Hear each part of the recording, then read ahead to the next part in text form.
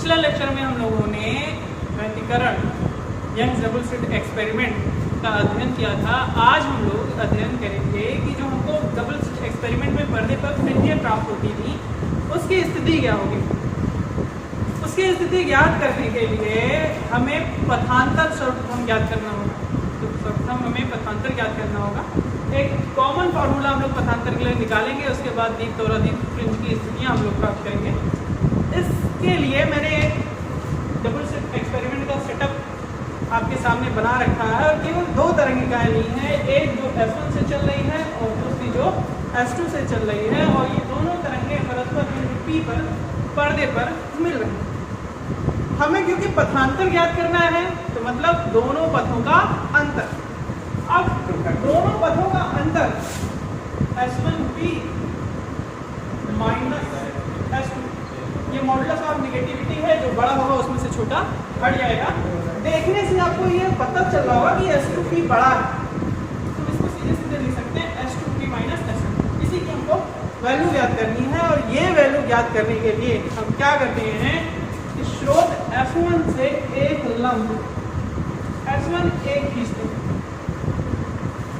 अब ये दूरी और ये दूरी अब आपस में बराबर है, तो दूरी बची कितनी, ये दूरी बच रही है S2A, यही इसका पथांतर होगा, ये आपका S2, यही दोनों पथों का अंतर है। दोनों तरंगें जो चल रही हैं उनके बीच जो उसने पथ तय किया है उसका ये हमको अंतर प्राप्त हो रहा है। इसका हम लोग मान ज्ञात करते हैं कि क्या होगा। इसका मान ज्ञात करने के लिए हम लोग दो त्रिभुज लेते हैं। पहला त्रिभुज S1 S2A, S1 S2A, और दूसरा त्रिभुज लेते हैं CP4, दूसरा त्रिभुज CP4। देखते हैं कि क्या ये दोनों त्रिभुज समरूप हैं। चलिए आइए देखें। ये एंगल हमारा कोई एंगल होगा थीटा, जो एंगल ये होगा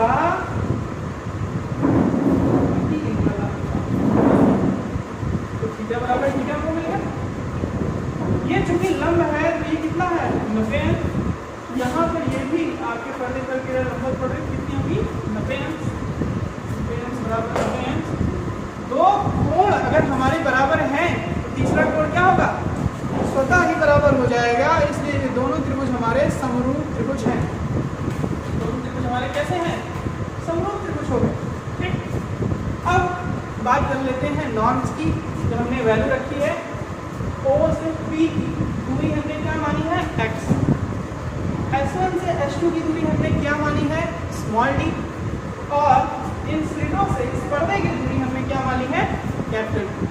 दोनों ही t हैं, एक स्मॉल है एक कैपिटल। वो ऐसा इसलिए किया गया है क्योंकि स्लिटों के बीच की दूरी बहुत छोटी होती है, मिलीमीटर के रेंज में होती है, इसलिए इसको हम लोग स्मॉल डी से, छोटी दूरी है इसलिए स्मॉल डी से रिप्रेजेंट करते हैं, और ये दूरी हमारी बहुत बड़ी होती है इसलिए इसको हम लोग कैपिटल डी से रिप्रेजेंट करते हैं। चलिए, अब ये दोनों त्रिभुज हमारे समरूप हैं तो हम लोग ये जानते हैं कि अगर दो त्रिभुज समरूप हैं तो उनकी संगत भुजाएं का जो अनुपात होगा वो क्या होगा, नियत होगा। ये आपका हो जाएगा S2A, इस त्रिभुज की पहली भुजा क्या है S2A। अब इस त्रिभुज में इसके संगत भुजा कौन सी होगी, इसके संगत भुजा ये वाली होगी x, इसको x हम लोग लिख लें बराबर, ये भुजा है OP और ये हमने क्या मानी x है, x लिख लिया बराबर। अब कौन सा x1 S2, इस त्रिभुज का S1 S2, तो इस त्रिभुज में कौन सी भुजा आपकी ली जाएगी CO, CO या हम लोग लिख लें S2A upon x। S1 S2 हमारा क्या है स्मॉल d और CO क्या है कैपिटल D। आपका जो पथांतर है S2A तो हमको प्राप्त हो जाएगा x d अपॉन कैपिटल।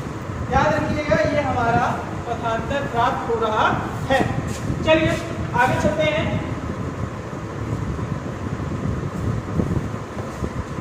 यहाँ पर मैं लिख देता हूँ कि S2A हमारा जो पथांतर है x अपॉन कैपिटल।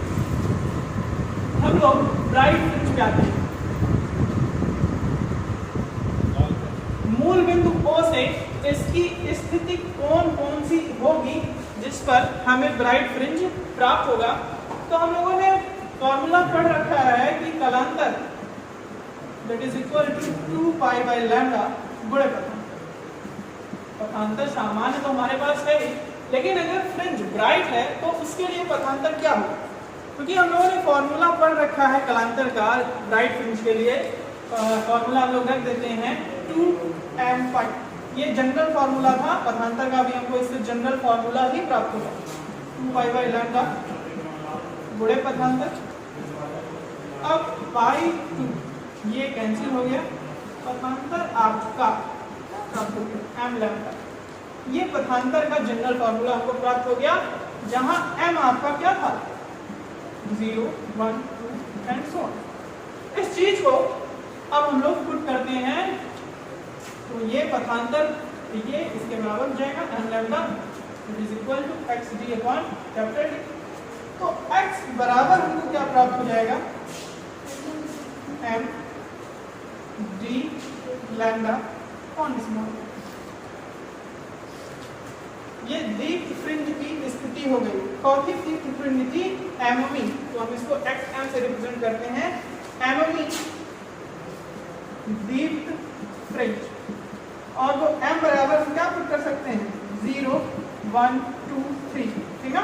0 रखिए तो पूरी वैल्यू 0 आ जाएगी, मतलब जब पथांतर शून्य है, और पथांतर हमको पता है कि बिंदु O पर शून्य होता है और वहां हमें ब्राइट फ्रिंज ही मिलती है। इसी प्रकार अदीप्त फ्रिंजों के लिए भी हम लोग निकालते हैं।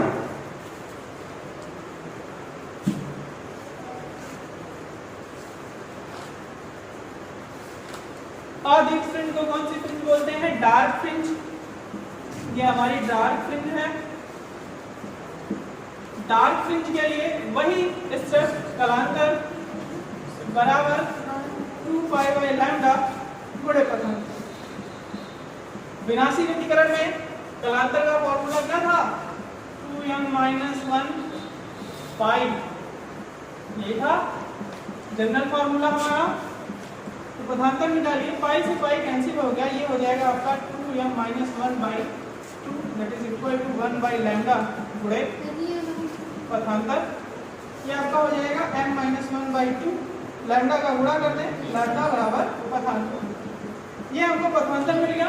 वैसे वही चीज ये किसके बराबर होगा x d बटे d के। चलिए बराबर करें, हमने लिख दिया x d बटे d। तो x equals to m minus 1 by 2, ये मेरा कैपिटल D होगा, याद रखिएगा capital D lambda upon small. ये आपका x एमवी फ्रिंज का है। और कौन सी एमवी फ्रिंज? डार्क। यहाँ पे मेंशन कर लीजिएगा, जैसे आपका एक्स एम क्या था आपका m capital D lambda upon T, तो यहाँ पे ब्राइट।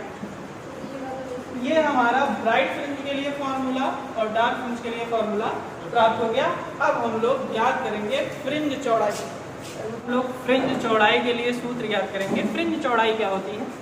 जैसे हम लोगों को ये पर्दा है हमारा, यहाँ पे ब्राइट फ्रिंज मिली, यहाँ पे डार्क मिली, फिर ब्राइट मिली। अब ब्राइट फ्रिंज की चौड़ाई क्या होगी? तो इस ब्राइट फ्रिंज की दूरी में से मान लेते हैं मूल से इसकी दूरी है या इसकी दूरी है, इस दूरी में से इसको घटा दें तो जो बीच का पोर्शन मिलेगा आपको फ्रिंज की चौड़ाई मिलेगी। अब देखिए इसको फ्रिंज चौड़ाई को W से रिप्रेजेंट किया जाता है। विड्थ WIDPH विड्थ का हम क्या लेते हैं W लेते हैं। ये हो जाएगा XM, मतलब एमवी स्थिति और उसके आगे की एक स्थिति m+1। अब आप चाहे इसको डार्क फ्रिंज के लिए फॉर्मूले में ले लीजिए, चाहे ब्राइट फ्रिंज के फॉर्मूले में ले लीजिए, दोनों के लिए ही फ्रिंज चौड़ाई समान आती है। आइए देखते हैं, हम लोग ब्राइट फ्रिंज के लिए ले लेते हैं। तो फॉर्मूला क्या होगा m capital D lambda upon small d, ठीक ना, माइनस अब यहाँ पे m के स्थान पर क्या हो जाएगा m+1 capital D lambda upon small d। d lambda upon small d common ले लें, m minus 1 D lambda upon small D. हम तो यहाँ पे आगे वाली फ्रिंज से पीछे वाली फ्रिंज को हटाया है। ऐसा कर ले, इसको पॉजिटिव कर ले, इसको नेगेटिव, तो ये नेगेटिव हो जाएगा, ये पॉजिटिव और ये नेगेटिव पॉजिटिव। कोई इसमें दिक्कत नहीं है, बस वो पीछे की फ्रिंज गया था, ये भी पॉजिटिव। ठीक, पॉजिटिव से नेगेटिव कैंसिल, आपका आ जाएगा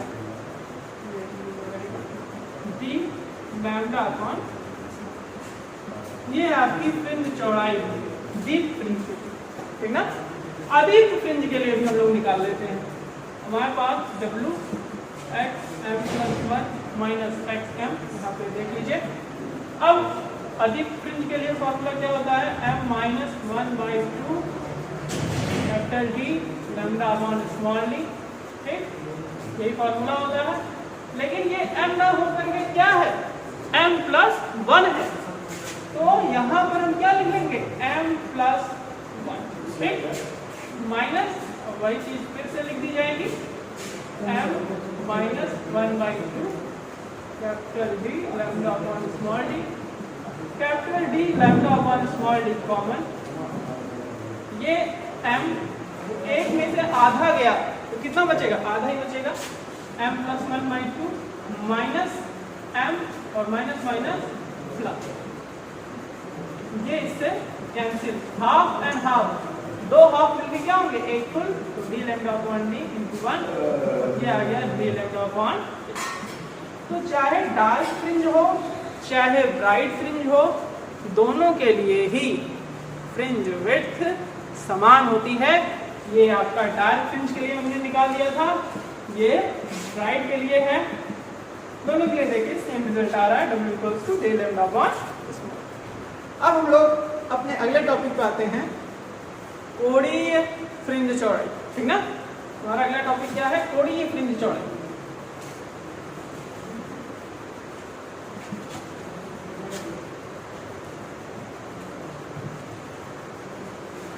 कुछ कर दो, क्या मिनट बनाएगा बता, 3 मिनट। चलिए कोणीय फ्रिंज चौड़ाई को देखते हैं। कोणीय फ्रिंज चौड़ाई, ठीक है, हमको पता है कोण बराबर चाप बटे क्या होता है, त्रिज्या होती है। अब जैसे ये आपका सोर्स है, या हम दूसरे एक्सपेरिमेंट करते हैं, ये बढ़ रहा है, ये विद्युत तरंग आगे बढ़ रही है, तो यहाँ पे जो तरंग होगी उसकी त्रिज्या पर्दे के बीच की दूरी के बराबर होगी। त्रिज्या कितनी होगी, कैपिटल डी के बराबर। चाप जैसे यहाँ से x स्थिति, तो जो xm होगा मतलब mm में, ठीक ना, तो इसका क्या हो जाएगा, चाप हो जाएगा, आर्क हो जाएगा। तो कोणीय थीटा m बराबर आपका कोण बराबर चाप बटे त्रिज्या xm बटे d, ठीक ना। कैसे ये हुआ मैंने समझा दिया। डबल स्लिट एक्सपेरिमेंट में जो यहाँ का आपका विद्युत तरंगिका होगी उसकी त्रिज्या स्रोत से कितनी होगी, कैपिटल D होगी, और मूल बिंदु से उसकी स्थिति, जैसे m में दीप्त फ्रिंज की या m में अदीप्त फ्रिंज की, जो भी हम ये सूत्र दोनों के लिए हैं, तो क्या हो जाएगी xm, ठीक है। तो ये आर्क त्रिज्या इसकी कितनी हो गई, xm, ये दूरी कितनी है टोटल, यहाँ से यहाँ xm, और ये कोण हमारा निकालना है, और त्रिज्या इसकी कितनी है d। तो इसी से ये चीज हो गई। तो कोणीय फ्रिंज चौड़ाई जो होगी, मैंने बताया था कि theta m plus 1 minus theta, इसी के बराबर होगा आपका थीटा। ये कोणीय फ्रिंज चौड़ाई है। कोणीय फ्रिंज चौड़ाई को थीटा से रिप्रेजेंट किया जाता है। तब वैल्यू कर देते हैं, डीप फ्रिंज वाला ले लेते हैं, ठीक ना। ये हो जाएगा x m प्लस 1 बटे d माइनस x m बटे d, ठीक। सॉरी 1/d हम कॉमन ले लें, हमारा बचेगा x m plus 1 minus x m। अब x 1 प्लस m क्या होगा आपका, m d lambda upon d, m के स्थान पर m प्लस 1 हो जाएगा, minus d lambda upon d। पे m वैल्यू रखिए d लैम्डा अपॉन d बाहर आ जाए, ब्रैकेट में क्या बचेगा m प्लस 1 माइनस m, और ये a बटे d है आपका, कैपिटल D से कैंसिल, ये इससे कैंसिल, वैल्यू आ जाएगी आपकी theta equals to lambda by D. Theta equals to क्या आ गई, लैम्डा बाई डी। अब यहाँ देखिए हमको पता है कि W equals to D lambda upon D होता है, अगर पहली फ्रिंज अगर है तो यहाँ से लैम्डा बाई स्मॉल डी किसके बराबर हो जाएगा, W बाई डी के, और लैम्डा बाई डी किसके बराबर है, कोणीय फ्रिंज चौड़ाई थीटा। कोणीय फ्रिंज चौड़ाई theta equals to lambda by D बराबर कोणीय फ्रिंज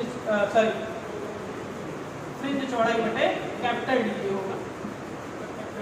ये आपका फॉर्मूला है। ये चैप्टर आपका खत्म हो गया है। कल से हम लोग न्यूमेरिकल प्रॉब्लम को सॉल्व करेंगे। Thank you.